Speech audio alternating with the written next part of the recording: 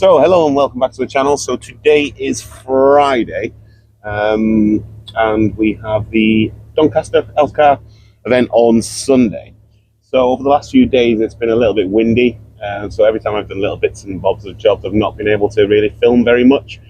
So I will share with you next what he's doing. So today's jobs are going to be sorting out the rear spoiler. So as you've seen on previous videos, this car was very clean in terms of the spoiler and there wasn't any water getting through, but since I cleaned it, yeah, it started leaking. So we need to take the rear spoiler off, get that resealed, and also look at changing brake pads and some other bits and pieces. I will show you some footage shortly as to when I've changed the exhaust. So we've now gone from standard to the Tony Banks is now on there. So let's get to it.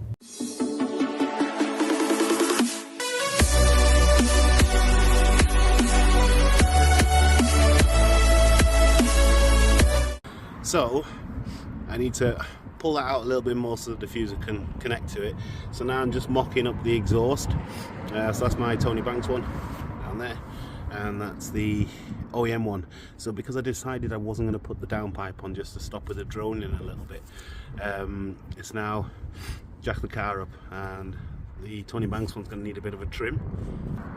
So there you can see the Tony Banks one. So where those clips are, that's where it goes into a single piece to the back. So behind that clip there, where it's overshooting, that goes into two pipes that then go into the cats. So that Tony Banks one looks like it needs maybe 10 centimeters or so. So we're gonna get the car jacked up and then get a more clear view of it, and then get the hacksaw out, chop the end of this off, get the old system off, and then hopefully I should just be plug and play and put the clips on, but we'll see. So I've just used a bit of grey plastic primer that I had knocking around, just put a little mark on the Tony Banks system. So this here is probably gonna need maybe another bit more, but you can always cut off too little. But if I cut off too much, I can't stick it back on. So I can give that a cut here, and then line that back up, and then look at getting the old box off, and then pushing it forward, because this hanger is also a reference point, because essentially that goes in exactly the same place as the hanger on the OEM system. So it's going to be fairly close, which is exactly what we need. Alright, so both of the nuts have been loosened, so we'll get those off now.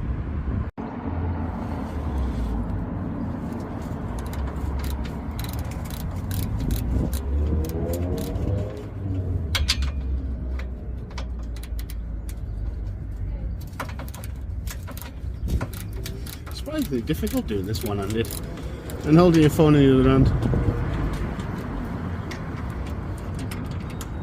But yeah, they're loose now. So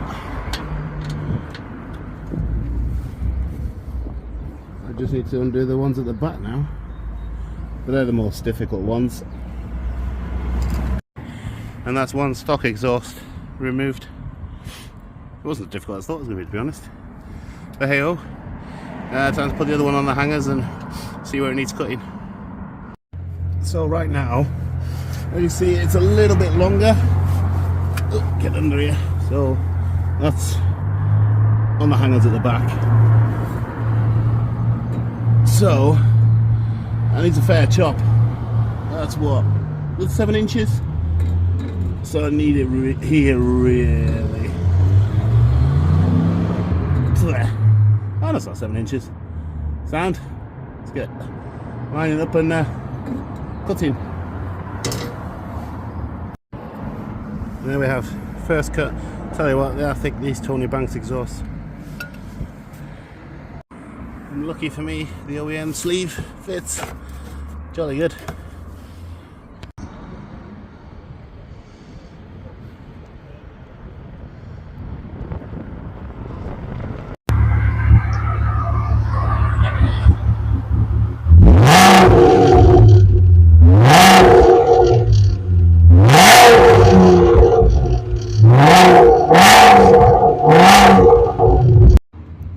meantime, while I'm waiting for the caliper to dry, this is the other area he's looking at. So this is from when it was sat for 10 months or so, so that badge needs removing. And as you can see under there, it's still the same, so that needs maybe clay bar or maybe 7,000 grit sandpaper to get that surface off. But the other thing to note, so since I cleaned around the caliper, you can see there's water that's starting to come through from the spoiler. So with the bad rain that we've had recently, I thought I'd try that for a temporary fix, because it only started doing it after I cleaned the dirt that had been sat there, but it didn't seal too well, and it wasn't the easiest thing to put on. So the spoiler needs to come off, because this whole boot lid's going to need polishing anyway. That's got to come off because I've tried all sorts to try and get this off, and the only way really to get to it is by getting a new set of rings, and getting all this really flatted nicely, get some compound on there, and then get it back to the nice finish that's underneath, as well as take the spoiler off, get that resealed with some Tiger Seal so we can stop that potential leak, because up until that point the underneath of here is really clean. I mean, obviously this needs a bit of a sand, but you can see there isn't any rust there and there's nothing there, so it's a recent development. And if you look closely, you'll be able to see there where it's perished underneath. I did have the jet wash on it, but that was literally just squirting straight through there and coming out the other side. So essentially, to get this trim removed, you need to unclip this. Very straightforward, really. Just clips in. And then you need to take out this light, which goes in there, essentially. So it clips in like that. You press the two clips, pop them out, and that is your light out. So that is free and clear. Now, I've never seen this before, where, funny enough, I can access two of the bolts here, which is a shame really, because the spoiler has 4 bolt fixings, 10 mils. So there's one here, one there, and there's 2 here either side of this lock. So now it's get a pick tool, which is a kit you can get from anywhere like Amazon or whatever. I think when I bought mine, it's like a really good multi pack of bits and pieces. There's a little pick that comes with it. There's loads of things on it. So again, it's well worth having, especially if you're doing trim removal, because you don't really want to damage it. So, as is always the case for me, I'm now going to go on the hunt for my pick tools, which this is what takes up most of my day, finding tools, which obviously, as you can see, that is off just enough so I can see the nut there. I can access that one through here, that one there, that one there. So now the hunt for the 10 mil. Ooh. So this 10 mil is the best 10 mil you can possibly have. So it reaches absolutely everywhere. So this is the one that you actually need to take off the front bumper with the long section there. So you can take the front bumper off, and also it's ideal for holes like this one.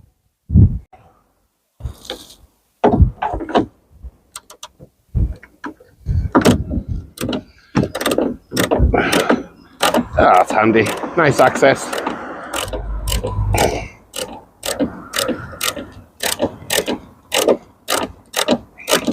So, I think the best thing to do with these 4 is to put you on a time lapse.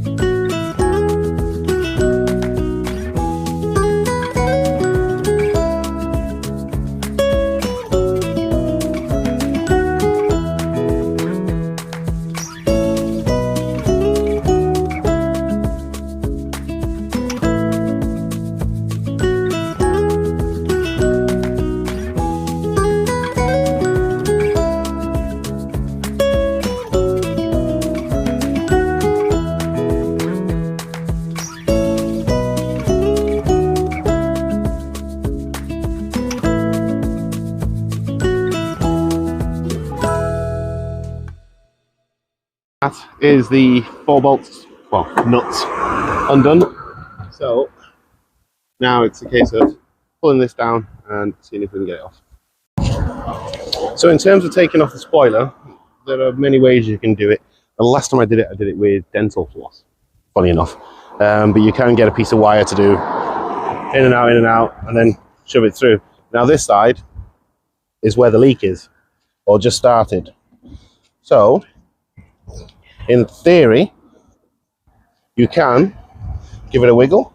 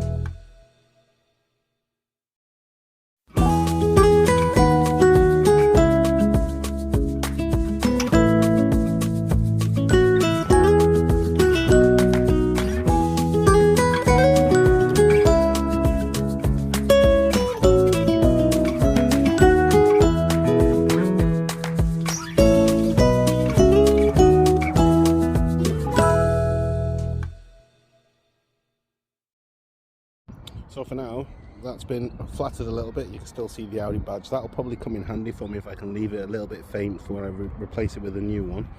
So get the compound out now and the buffer and crack on.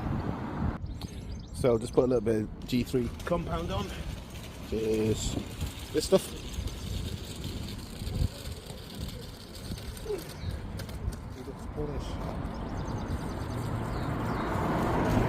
Get that turned down a little bit.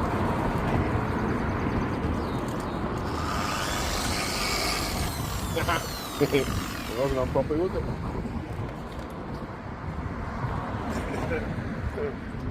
Oh dear. Second attempt.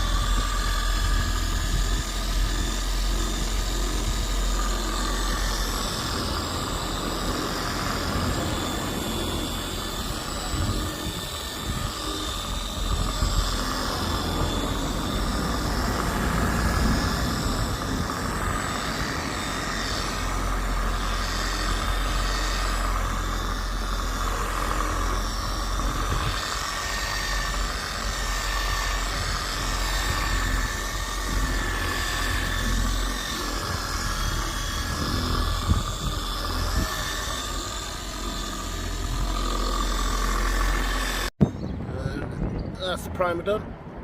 So again, let this side dry and then get the black on. Leave that to dry off. Got a little bit overzealous there, so I've got a bit of a paint run. So before I put the clear on, I'll just give it a quick once over with again 15 grit sandpaper just to get rid of that one. And I've spotted another one which is just here on the side as well. Nothing major, but while it's off, might as well do it properly.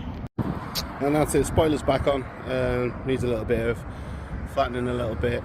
I can finish that off tomorrow, it's fine. But it's back on, tiger sealed. That's it for me for today. Crack on with it tomorrow and then see if we can get the brakes done. But otherwise, I'll catch you on the next one.